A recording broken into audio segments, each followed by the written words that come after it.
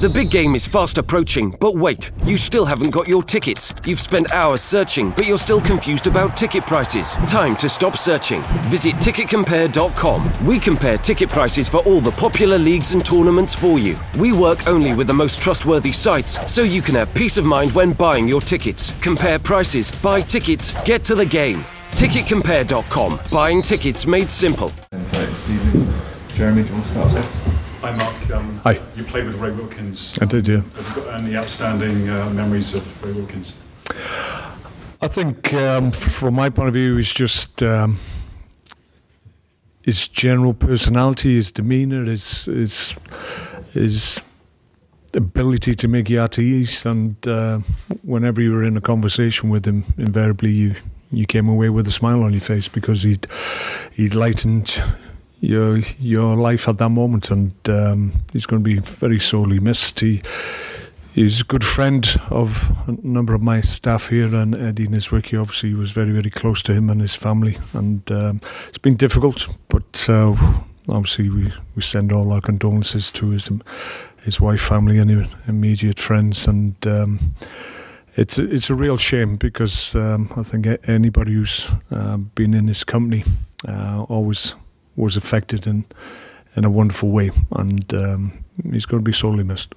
Back with Southampton, how have you dealt with the aftermath of West Ham last week, and how do you expect the players to react on Sunday? I expect a reaction. I expect a good one.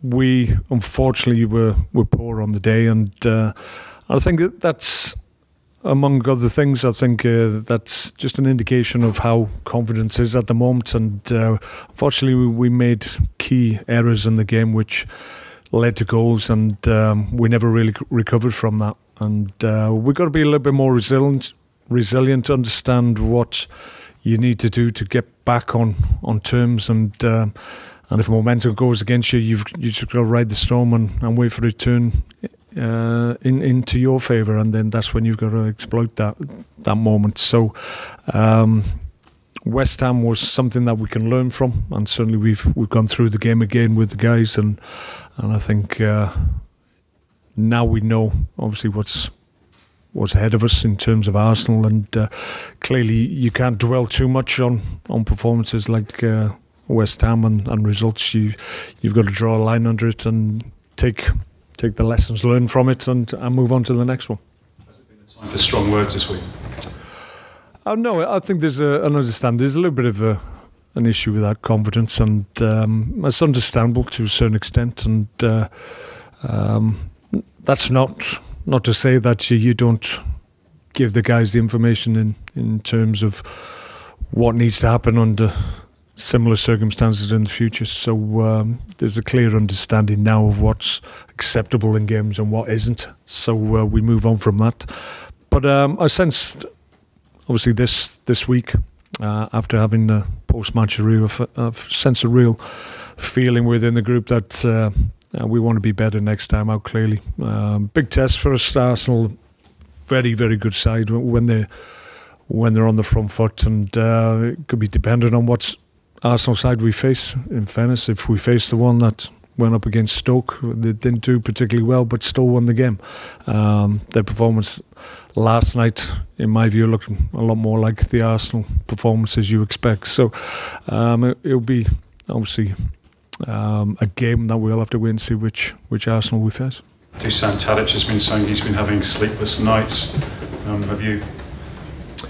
Well, we're in a situation that I think we have to understand, and we can't be cowed by the situation. You've got to do something about it, and yeah, it's not easy. A lot of these guys have been used to competing at the top end of the table, pushing for European spots, and that hasn't been the case this year. So for some, it may be more difficult than others to deal with, but it's down to me to make sure that I pick the right combination of players to be able to deal with those situations and the situation we found ourselves in. And talking about the right combination of players, you played two strikers at West Ham and lost heavily. Is this a match to be more pragmatic with your selection and formation? I'll go with the team that will give us, in my view, the best chance to get a positive result, clearly. I think we've clearly got to manage games better than we are doing at the moment.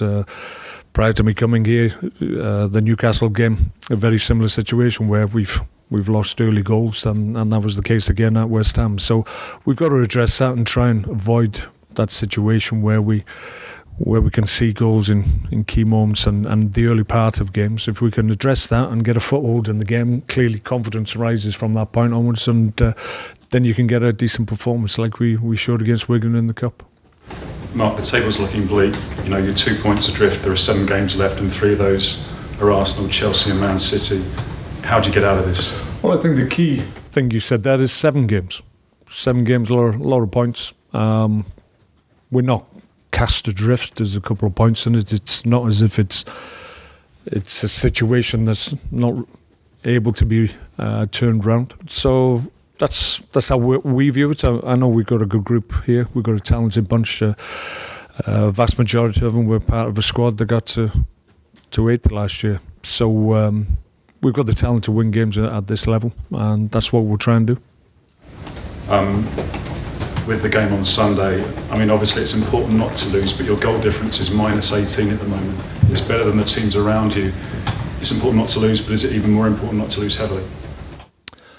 Well, clearly, yeah, we don't anticipate that's going to be the case. Last 2 Premier League games, obviously, we've shipped 6 without reply, so we want to do something about that, and we have the means to do it. We've got good players here, as I've already stated, so it's up to us to roll our sleeves up and make sure we get a positive result. We do that by doing right things, making right decisions at key moments in the game, and affecting the opposition in the right way. And clearly this season that's been more difficult than in previous seasons. But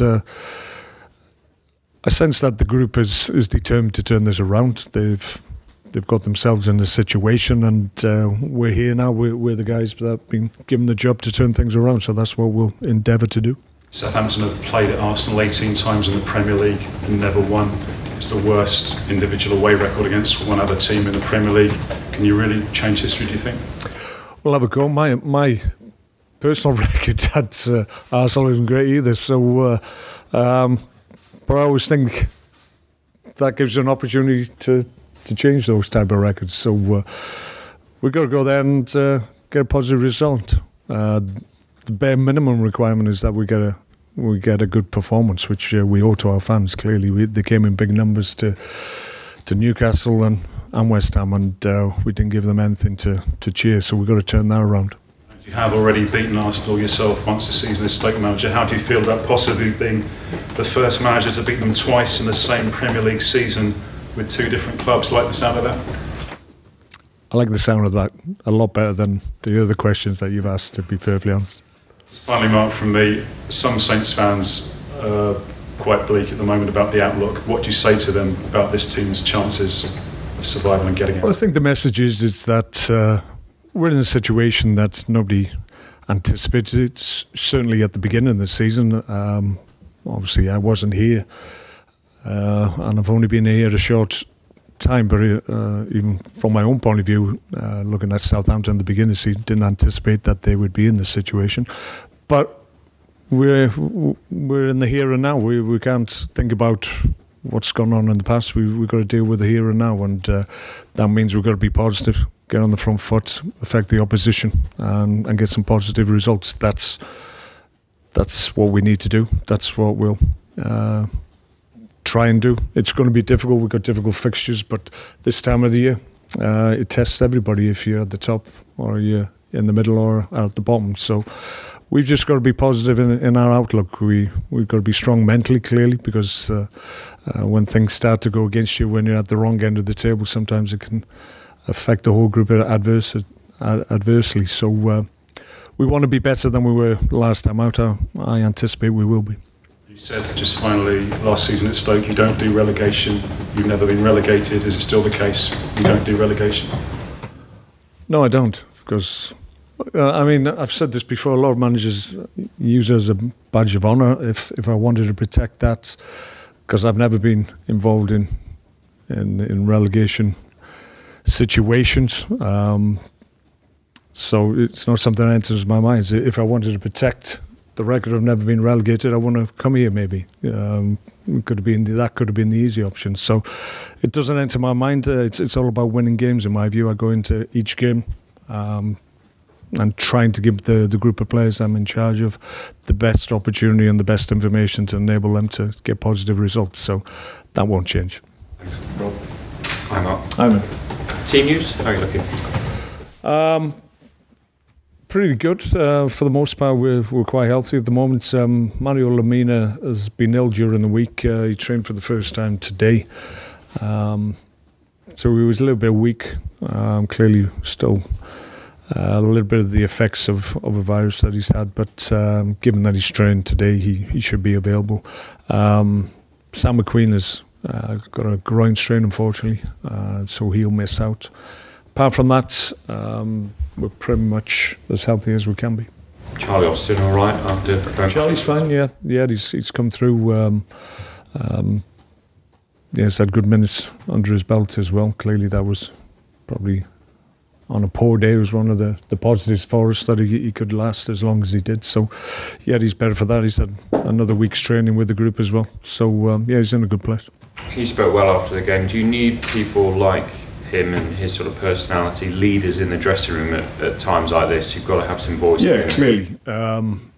That's why, in terms of getting good leadership in the group, that's why I wanted to get Charlie back as quickly as possible, because clearly he has that strength and personality that will affect the group in a good way, but he'll tell people in no uncertain terms as well. So I think that's important, that's healthy, and I encourage that. But you can't just have one or two. You need the whole group pulling together. And like I said, I've just sensed this week that there's a change of mindset, which clearly there needed to be after West Ham. And I'm looking for a good performance and an indication that that this is the time that we need to just roll our sleeves up, as I said, and get on with what we've got to do.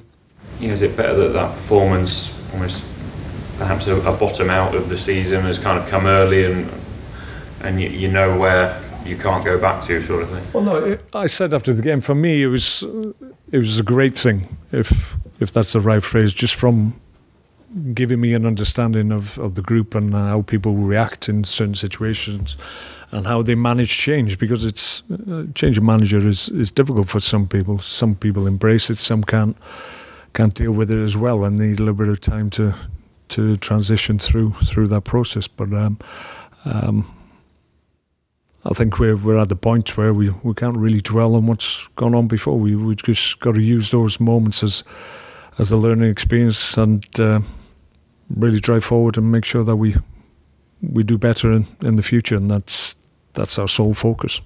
What did you make of Arsenal last night, winning 4-1? Perhaps, I mean, obviously electric going forward at times, but perhaps could have conceded more at the back? Yeah, I mean, from their point of view, they'd be delighted with the result. I thought they were excellent, as you said, going forward. But given that they've got very attack-minded players, then sometimes that leaves them exposed. So you can exploit that.